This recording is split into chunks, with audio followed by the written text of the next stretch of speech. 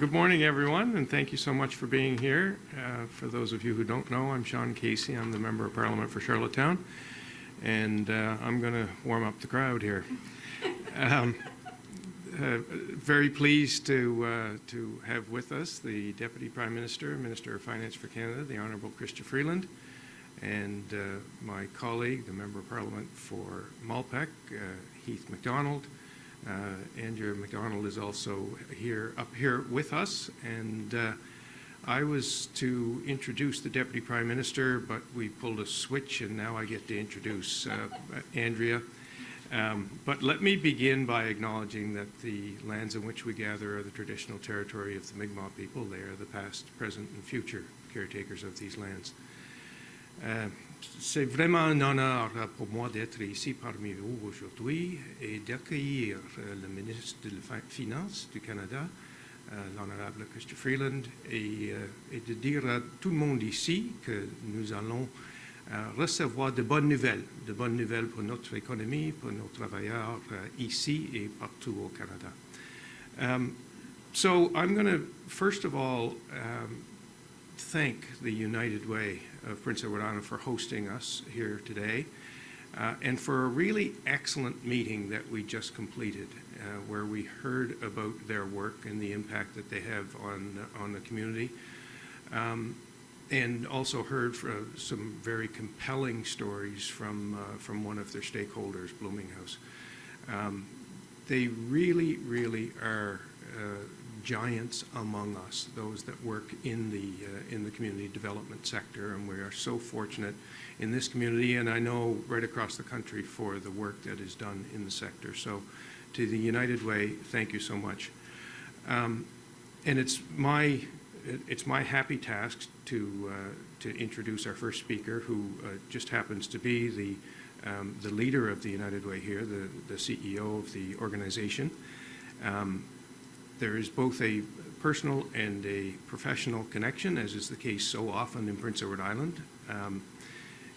Andrea grew up on the same street as where I used to live. I watched her grow up, and we are extremely fortunate to have people like Andrea MacDonald, who decided that she wanted to be involved in international and community development at a fairly young age after graduating university, spent some time in Sierra Leone, in Gambia, and I think Ethiopia in Africa, before Kenya, Ethiopia, Gambia, Sierra Leone, before taking the lessons learned on the international stage back home to Prince Edward Island, and is doing some fantastic work here.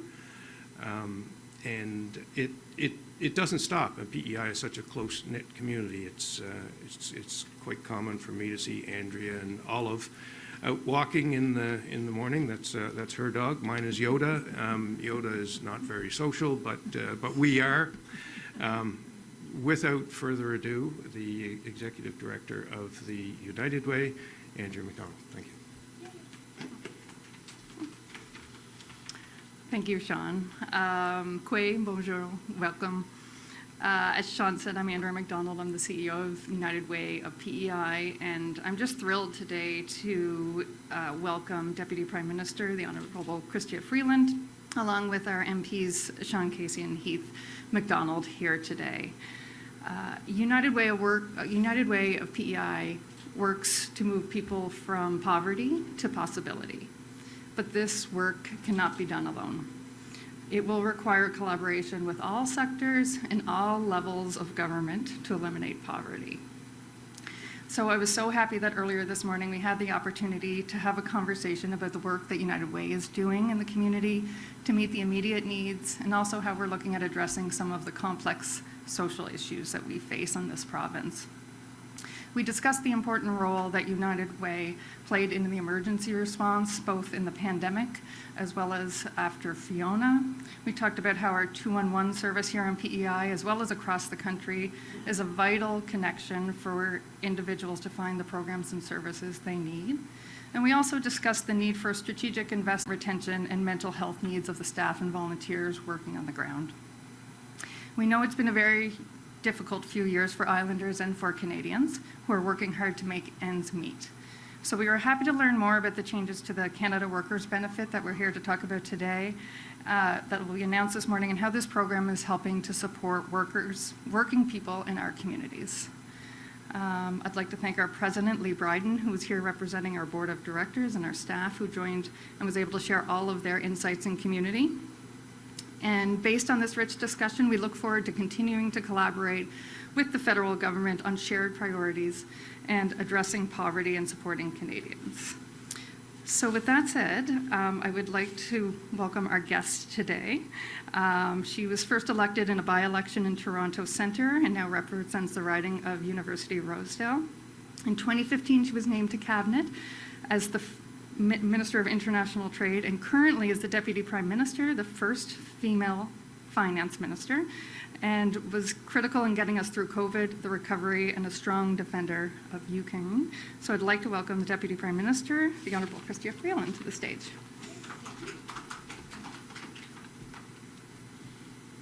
Okay, well, thank you very much for the warm welcome, Andrea, and thank you for the great roundtable and the great conversation that we had.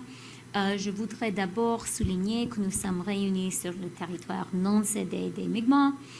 I do also want to offer condolences to our friend and colleague, Lawrence Macaulay, and the entire Macaulay family. On the passing of his brother. I know he was a cherished member of this community. It is so great to be here back on P.E.I. And to have the chance to spend some time with two amazing colleagues, Sean Casey. Andrea mentioned I first got elected in the by-election in 2013. There were not too many Liberals in the House of Commons then. We got to know each other. And actually, Sean, as you made your opening remarks, including in beautiful French, I remember you taking me aside and saying, time to work on your French. So thanks for that. And really great to be here also with Heath MacDonald. And I do want to say to the people of P.E.I., you have a very, very strong group of MPs. You have very, very strong advocates in Heath and Sean, obviously also in Lawrence and Bobby. I know that when they come to me and tell me I have to do things, basically that resistance is futile, and that is partly because they're so persistent. But more importantly, it's because I have come to recognize and see they know what they're talking about. You know, it's not just, is it Yoda? Yeah. That Yoda and Olive go for walks together. They really understand your island, and I'm grateful to both of you for that. I am really glad to have had a chance to talk to the amazing people of United Way, and also to hear about the work being done at Blooming House. You are the people who are helping the most vulnerable among us. I loved that message of supporting people from poverty to possibility. That is the work you do. It's hard work and it's important work, and I really want to recognize that. Today is a big day, and I have a great announcement to make. But before that, I'd like to talk a little bit about where we are right now in Canada and the Canadian economy. Au Canada, l'inflation a diminué pour atteindre 2,8%. Ce taux, qui est à son plus bas en plus de 2 ans, représente une baisse par rapport au sommet du 8,1% atteint en juin l'année dernière. Il est aussi plus faible que dans tous les autres pays du G7. Le Canada a connu la plus forte croissance économique parmi les pays du G7 au cours de l'année 2022 et notre PIB réel a augmenté de 3,1% au cours du premier trimestre de cette année, une performance supérieure aux attentes. Nearly 1 million more Canadians are working today than when COVID first hit, and that includes a near record high labor force participation rate of 85.4% in June for Canadian women in their prime working years. That is very much supported by our program of early learning and childcare, something that P.E.I. has really played a leadership role in putting in place, and that is a program which supports our economy, which supports families, and gives kids a great, great start in life. Since 2015, our government has lifted 500,000 children out of poverty, and with the Guaranteed Income Supplement and the Enhanced Canada Pension Plan, we are supporting our seniors as never before. From $10 a day childcare to a new Canadian dental care plan, our government has made historic enhancements to Canada's social safety net, all while ensuring that Canada maintains the lowest deficit and the lowest debt to GDP ratio in the G7. Our economic plan is fiscally responsible, and it's delivering results for Canadians and for the people here on P.E.I. Today, I have some more good news.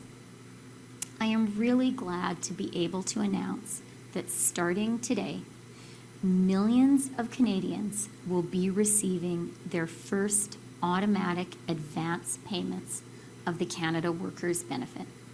The Canada Workers Benefit helps to make life more affordable for Canada's lowest paid and often most essential workers by putting more of their hard-earned money back in their pockets.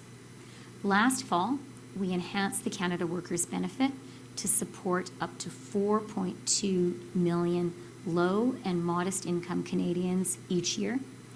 An eligible family can now expect to receive more than $2,600 this year, and an eligible single worker can expect to receive more than $1,500. And now, if you're eligible, you will receive your enhanced Canada Workers Benefit through quarterly payments throughout the year, instead of having to wait until tax time. Because we know that the essential workers, the low and modest paid workers who are getting the Canada Workers Benefit, they need their money right now. It's really a hardship for them to have to wait until the end of the year. So if you're working full-time at a grocery store in Summerside, you should have to worry a little bit less about paying your bills at the end of the month. And if you're working full-time cleaning offices or hotel rooms here in Charlottetown, you're doing hard and important work. Our government recognizes that. The Canada Workers Benefit is there to top up your hard-earned income, and it's going to be coming to you throughout the year. This is immediate support for those working hard to get ahead. It's a hand up for people whose work is really, really hard, really demanding, really draining. And those same people very, very often don't get paid very much. During the pandemic, we got used to referring to many of the lowest paid working people in Canada as essential workers. It's really important that as a country, we don't just say those words, we mean them and we act on them. That's why we've enhanced the Canada Workers Benefit to ensure that our lowest paid, our essential workers, receive the support that they need and that they deserve. So, for those who are eligible for essential workers here on Prince Edward Island, be sure to keep an eye out for your new enhanced Canada Workers Benefit payments. They're starting today. Thank you very much. I'm happy to take your questions, and Sean and Heath have said they're going to be happy to take your questions too if you have some for them. All right, welcome to today's press conference. It'll be one question, one follow-up. There's a microphone just here for journalists interested in asking a question. Bonjour, bienvenue à la conférence de presse. Ça sera une question en suivi. Il y a un micro juste ici pour les journalistes intéressés. Hi. Desjardins, CBC PEI. Question for the Deputy Minister. What do you say to Prince Edward Islanders who woke up to a significant increase in gas, diesel, and oil this morning between 6 and 8 cents per liter? Okay. Well, I have been talking about that with Heath and Sean, and I'll let them chip in as well. But let me make a few comments to begin. So the first thing to say, and what I think is really important to recognize, is the additional price that people woke up to this morning. That's about world markets. And, you know, I think we all recognize and we know that world markets, when it comes to the price of our fuels, go up and they go down. I think it's important also to say to the people here on PEI that they're going to start receiving the climate incentive payments now. That's going to make a real difference. For a family of 4, that is $720. People are going to feel that, and that's the point. 8 out of 10 families are going to be better off with those payments across the country. I also want to say a couple more things. I do really recognize, and it's something that, you know, we spent a lot of time here at United Way, and Heath and Sean and I had breakfast together before that. A lot of people here on PEI are really feeling the pinch. Whether it is at the grocery store or rent or when they're filling their tank up with gas. Our government absolutely recognizes that. And that's why we're really focused on 2 things. One is to provide support to Canadians, to provide support focused on the most vulnerable with the grocery rebate, and people should be getting their checks now. Those checks went out on July 5th. That is nearly $500 for a family of 4. 11 million Canadians are getting that support. And that's there because we recognize this is a challenging time. We also really believe, and this is, I'm here at the United Way, but I'm going to say this is the Canadian way. We believe that a strong country, a healthy country, is a country with a strong and effective social safety net.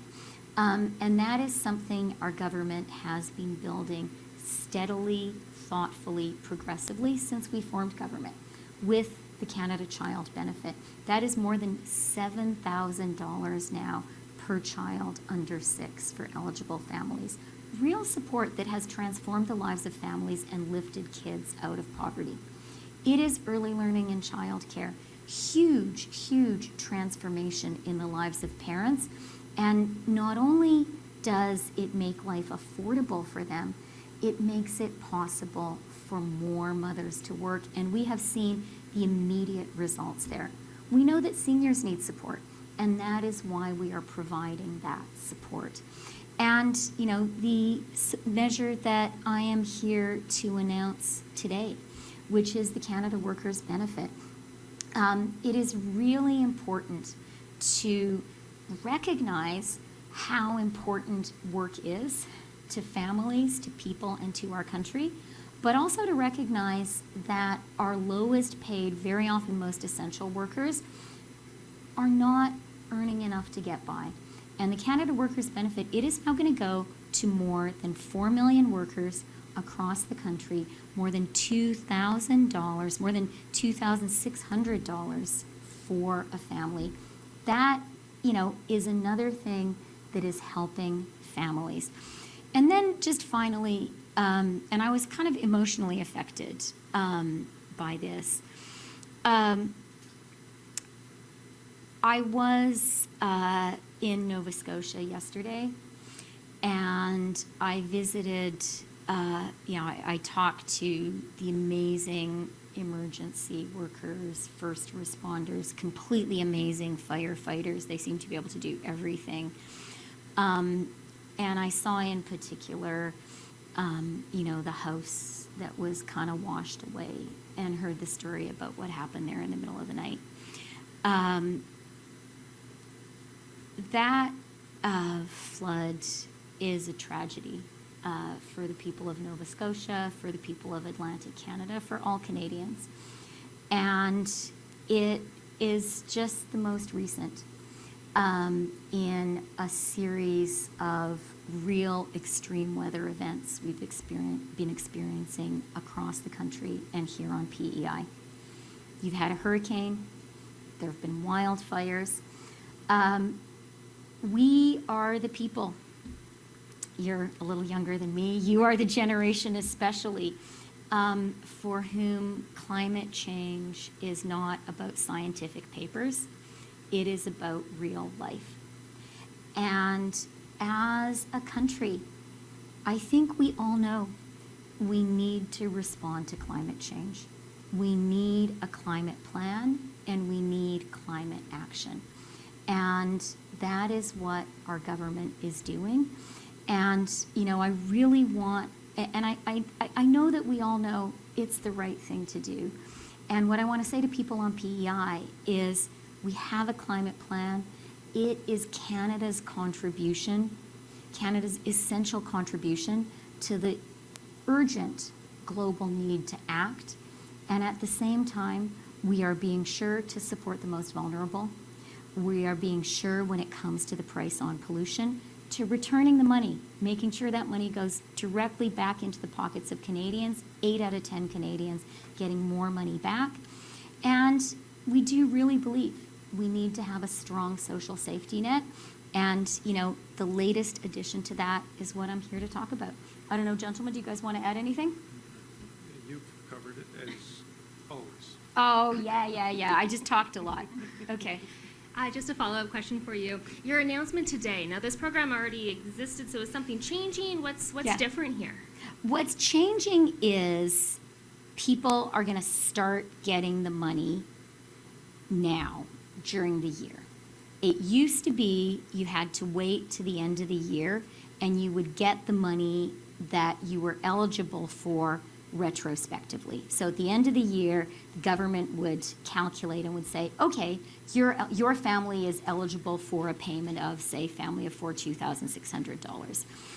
When we talk to people, the people who are eligible for the Canada Workers Benefit, and this is not rocket science, okay? If you're eligible for the Canada Workers Benefit, you are not a family that has a lot of spare cash. You are a family that is working hard, by definition. This is money that goes to working people. But you're a family that's working hard to get through each month. And people said to us that money would make much more of an impact if we could get it paid out through the year. If we could use it to pay our bills, maybe not have to borrow some extra money, not have to pay some interest. And so we listened, and people are now going to start getting that support in quarterly payments. Thank you. Next question. Hi there, Stu Neatby from The Guardian. Hi. Welcome to PEI. Thank you. Wanted to ask about the ferry. I'm sure you've heard all about it from your colleagues here. We received, I guess, a charter from Quebec, the MV Surima. Transport Canada has told me that the MV Surima has not been secured for 2024, the season after this. We know we need 2 ferries to ensure that the service continues. We had technical difficulty with the MV Confederation. So what can you tell people, I guess, in Kings County about some of the businesses who've suffered with that disruption? What assurances can you give that there will be 2 ferries in operation in Prince Edward Island next year? Okay, I have no specific announcement to make about the ferry, but I can tell you this. I was going to say Sean and Heath took me out to breakfast. Actually, I took them out to breakfast, but I'm the finance minister, so I should do that. And they spent breakfast giving me more assignments and talking to me, it's true, gentlemen, and talking to me about what their constituents need. And the ferry was definitely on the agenda. Having said that, I arrived at breakfast really quite well informed about the ferry because Lawrence Macaulay came to Toronto to talk to me about it. And he is such a persuasive guy, I ended up bringing him back to my place for supper. It was a good roast chicken, you can ask him. And he talked to me some more about the ferry. So you are lucky here on the island to have a very strong, very persuasive caucus of MPs. They have made the case very directly and very clearly to me. I have nothing announced about it today, but rest assured, they have been clear and effective. Okay. The Premier of Prince Edward Island has stated publicly that he would like to see the existing ferry used by Northumberland Ferries, the MV Confederation, a replacement for that ferry, as it's broken down a number of times this summer. It's 30 years old. So in future budget, by the end of this term, can we expect, I guess, a procurement process for a replacement ferry for the other Nova Scotia P.E.I. ferry? Okay. As I said at the top, I don't have a ferry announcement to make today, but I meant what I said. The case has been made appropriately and very effectively by the P.E.I. Liberal MPs and very specifically by Lawrence. I take it seriously when Lawrence tells me it's not good enough to have a phone call. I'm going to fly to Toronto. I'm going to see you. That means to me it's really important to him. And he did it. And we talked. We talked again this morning. And the case made was a compelling one. All right, thank you. Next question. Hello, I'm Jack Moore, CTV News. I wanted to wrap back around to affordability. One of the key industries here on Prince Edward Island in particular is our tourist industry, and particular to that, our car tourist industry, people traveling from our region to this island to be tourists, with policies like the carbon tax and the clean fuel standards, which are by design meant to reduce consumption of fuel and reduce. Are you worried that's going to have a chilling effect on one of the key industries here on Prince Edward Island? So yeah, I'm very aware of that, and actually with a couple of my colleagues, we drove here last night from Halifax. We very much believe in P.E.I. We believe in the tourism industry, and we believe in the P.E.I. economy overall. Today's announcement was about all of that. You spoke about tourism, Jack. Many of the essential workers who are going to get support from the Canada Workers Benefit are people who work in the tourism industry. And this support is going to make it easier to attract and retain people to those jobs, and it's going to make it easier for the people doing those jobs to have a good life, which is what this is all about. I heard earlier today from Heath and Sean about the strength of the P.E.I. economy, about what a good tourist season this is. And I'm really glad to hear it. It is so important for us as a country to have jobs and economic growth. A good job, I think, is the basis of a good life. That's why I spoke in my remarks about the jobs numbers, about the fact that we have 1 million more jobs now than we had before COVID hit. And I know that people here on the island are having a hard time making ends meet. I know groceries are expensive, gas is expensive, rent is expensive. Some really good news in the economy here on P.E.I. and across the country is we have an incredibly strong jobs market. That is a really, really good thing. And that's something we really focused on when the COVID recession hit. Like, it was our principal target. We said we cannot allow jobs to be lost. We have to have a strong recovery. We can't allow the economy to be scarred. We can't allow people's lives to be wrecked by a long period of unemployment. So we did invest heavily during COVID.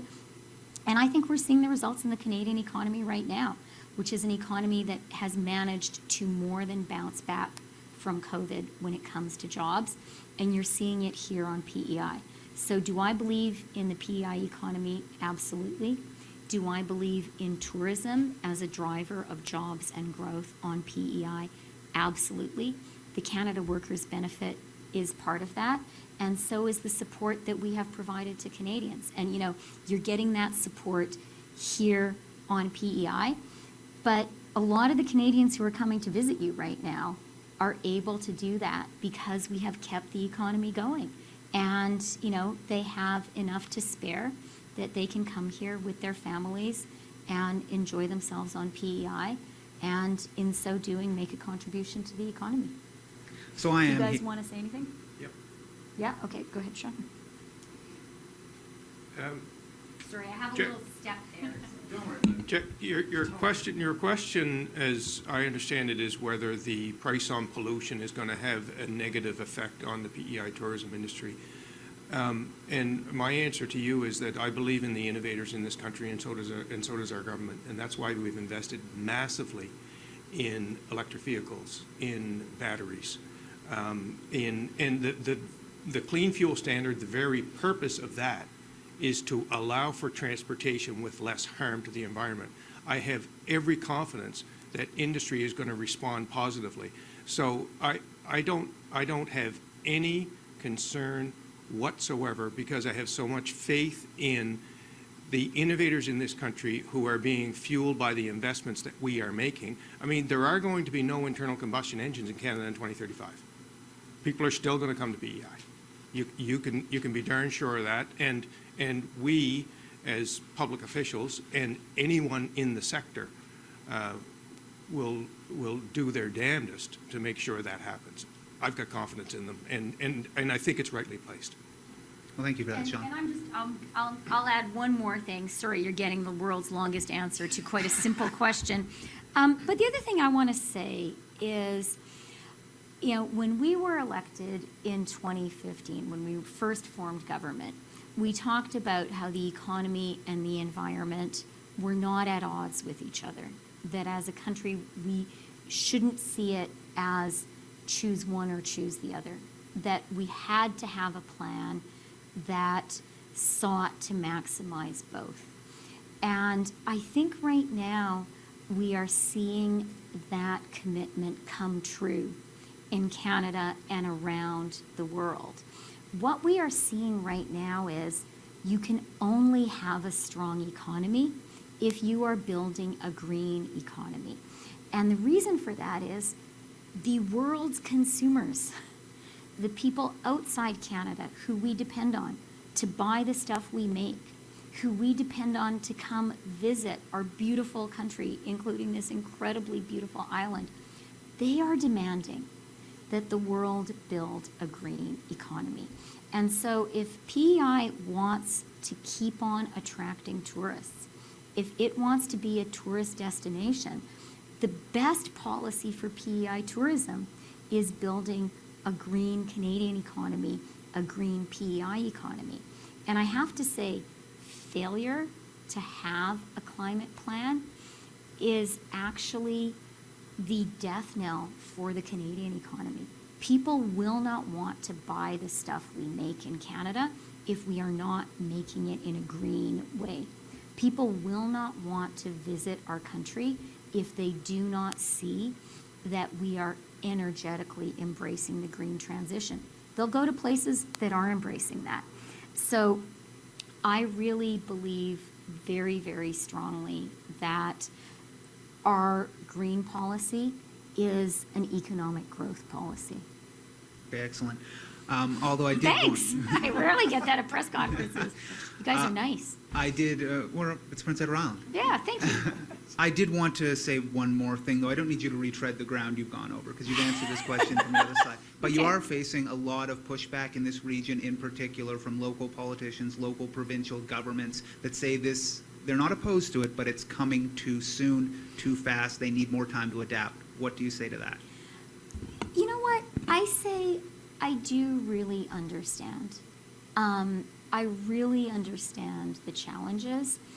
And I do believe that the challenges are different in small towns, in places with less public transit, than they are in big cities. You know, I right now am an MP for downtown Toronto.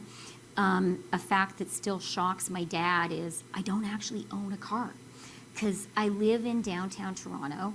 I'm like, I don't know, 300 meters from the nearest subway. I walk, I take the subway, I make my kids walk and ride their bikes and take the subway. It's actually healthier for our family. I can live that way. But I grew up in a small town in northern Alberta, and I got my driver's license the day I turned 16, and I met the other kids who were born the same day. It's a true story, and you guys know it, right? Like, and I understand that there are communities on P.E.I. and across Atlantic Canada where you need to drive. So I understand that, you know, our policies need to respect that, and I really believe they do. I really believe that as people start receiving the climate incentive payments, climate action incentive payments, people will recognize that they're getting money back in their bank accounts, in their pockets. We designed our policy that way so that it wouldn't actually affect it wouldn't affect the bottom line of Canadians. 8 out of 10 Canadians get back more than the price on pollution costs them. So that's, and I recognize that until you sort of see the check in your bank account, that can be hard to really feel. And the other thing I do want to say is I recognize that now is a challenging time. And, you know, hearing from people here at United Way, we heard a lot about the challenges the most vulnerable people are facing on P.E.I. It's been a tough few years. And what I really want to say to Canadians and to people on P.E.I. is we get that. We are here to support you with things like the grocery rebate paid out on July 5th. We're here to support the most vulnerable workers with the Canada Workers Benefit. We have built up significantly the social supports available in Canada for children, for families with young children, for seniors. That's meaningful, and that's there permanently. And we also are investing in our economy, and our economy is delivering. You know, the fact that we have 1 million more jobs than we had before COVID, I know people on P.E.I. recognize that. I know that they see that today this is a place where you can get a job, and that has not always been the case in the history of people on P.E.I. I think that's huge. I think that's transformative in people's lives. And inflation in June is now down to 2.8%. Really significant. That is back to within the Bank of Canada's target range. So I really believe our economy is getting past the real trauma of COVID and the COVID recession. Trauma is traumatic. It's been tough for people, but we're getting past it. And, you know, people should know that the government is here to support them as, you know, we get through this last final stage. Thank you. Okay. Next question? No? Okay. There's no more Okay. questions. That concludes today's press conference. Thank you so much, everybody. Ceci met fin à la conférence de presse. Merci.